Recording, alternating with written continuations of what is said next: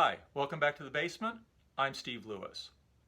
In the very first episode of the Beach Boys Basement, I promised that we would concentrate on the obscure and the arcane in Beach Boy lore. This episode, we're going to make good on that promise, as we're going to discuss something that I wasn't even aware of 2 weeks ago. Viewer Matt Durkin contacted me and offered me this cool shirt of his own design for the original Beach Boys Cafe, which was actually a thing in 1992-1993. This shirt, designed by Matt, is sort of a fantasy shirt, sort of an homage to the cafe and also to the Beach Boys in 1988 to 1992. Very cool design, which I'll show you a little bit more detail later. So the cafe really existed and opened in May of 1992 in Hermosa Beach, California, south of LA. Of course, 1992 also looms large in Beach Boy history, as it was the year that they released their least loved album, Summer in Paradise. So here's a little cutaway to let you check out the graphics on this shirt a little bit better. There's the original Beach Boy Cafe logo from the front left of the shirt. Then on the back, you get the main event, which you got the big logo at the top. Then you've got cocktails featuring Tom Cruise from Cocktail, of course. Music, John Stamos on drums. Food, you've got that famous picture of Brian Wilson from the 60s. And finally, family. There's the Beach Boys with the cast of Full House. Again, it's sort of his homage to the late 80s, early 90s Beach Boys. Then this is actual information about the cafe, location, and hours, so on. And then down here, he's included this really cool, really weird ad for party hits from Casey's Top 40 with Casey Kasem. It was apparently released only as a cassette and featured I Don't Want to Go On With You Like That by Elton John, Kokomo by the Beach Boys, Girl You Know It's True by Milli Vanilli, Pump It Up by MC Hammer, The Bangles' Manic Monday, Dangerous by Roxette, Pump Up the Jam by Technotronic, and Seasons Change by Expose. Now there is a party I would like to be invited to.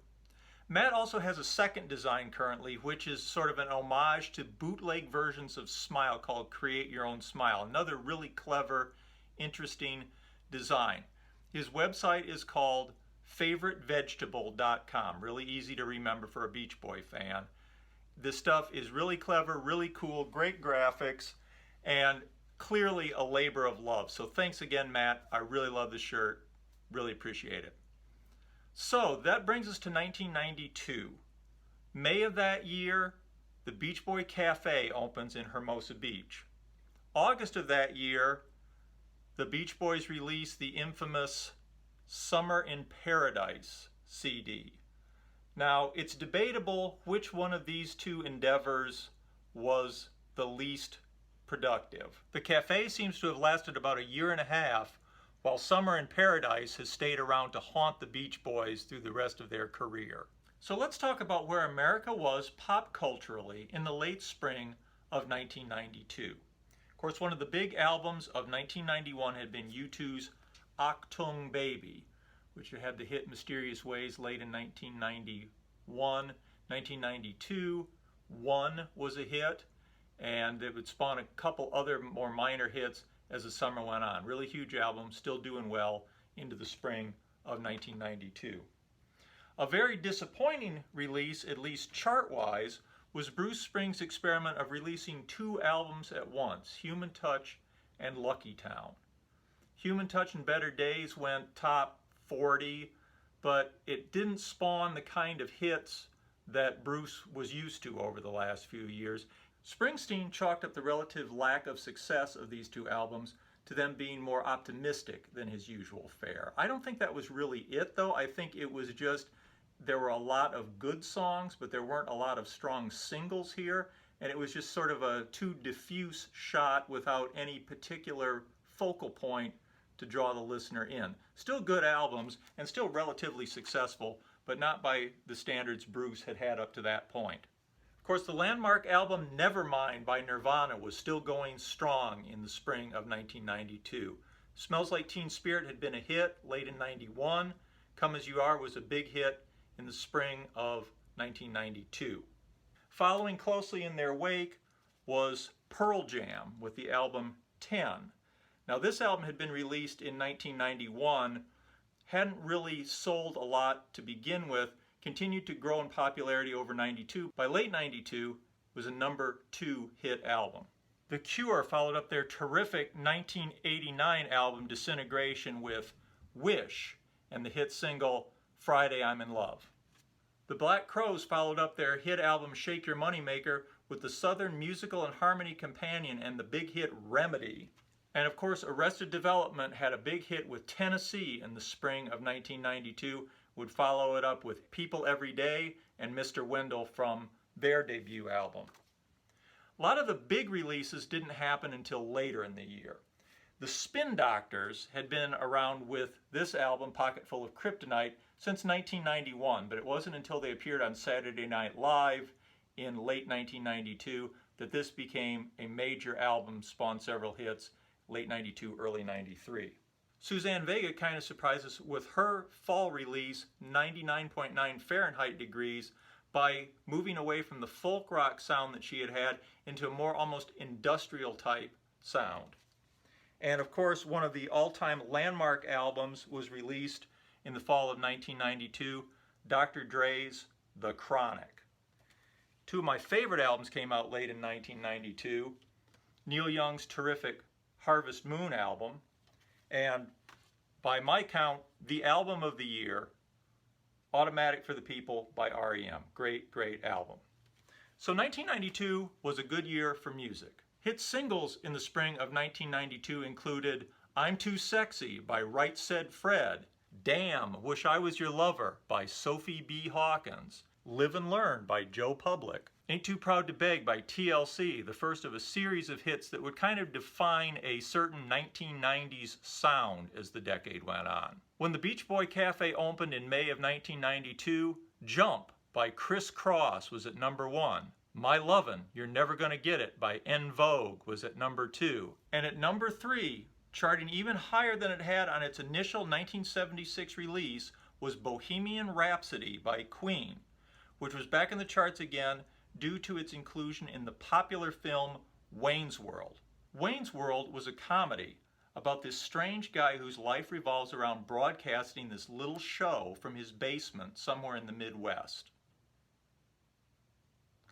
Anyway, other hit movies in the spring of 1992 included White Men Can't Jump with Woody Harrelson and Wesley Snipes, Basic Instinct with Sharon Stone, Sister Act was released in May, as was Lethal Weapon 3, both of which became major hits, and the big summer blockbuster was Tim Burton's Batman Returns, released in June. On television, the same week as the Beach Boys Cafe opened, we got the terrific Inner Light episode of Star Trek: The Next Generation. Top-rated TV hits included The Roseanne Show, which had just completed its 4th season. Murphy Brown had also completed its 4th season just prior to the opening of the Beach Boys Cafe.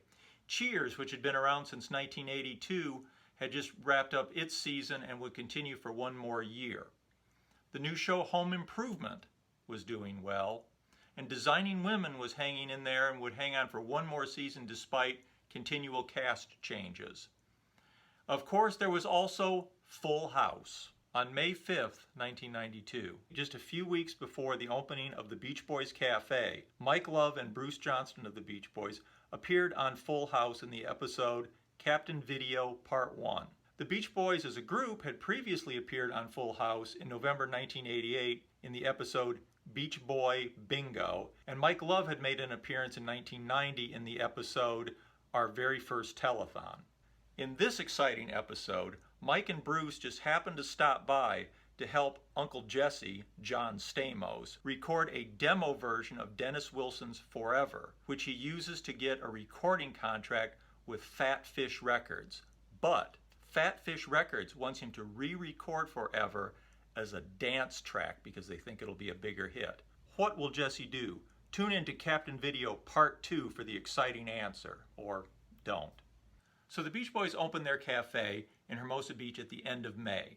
By doing this, they're early adopters of a big 1990s trend, which is celebrity-owned theme restaurants. Sort of following the model of Hard Rock Cafe, there had been Planet Hollywood in 1991, owned by Stallone, Schwarzenegger, Bruce Willis, and Demi Moore. In Century City, you had the Dive restaurant, which was owned by Steven Spielberg and Jeffrey Katzenberg. You also had Margaritaville, Jimmy Buffett's restaurant. On the Sunset Strip, you had House of Blues, which was owned by Dan Aykroyd. Across the street from that, you had the Thunder Roadhouse, which was owned by Peter Fonda and Dennis Hopper. A little bit further up Sunset Strip, later on, you had the O2 Oxygen Bar, owned by Woody Harrelson, where you could purchase oxygen for $13 or flavored oxygen for an extra $2, plus raw veggies. This was a big 1990s trend, and the Beach Boys were actually kind of early on it.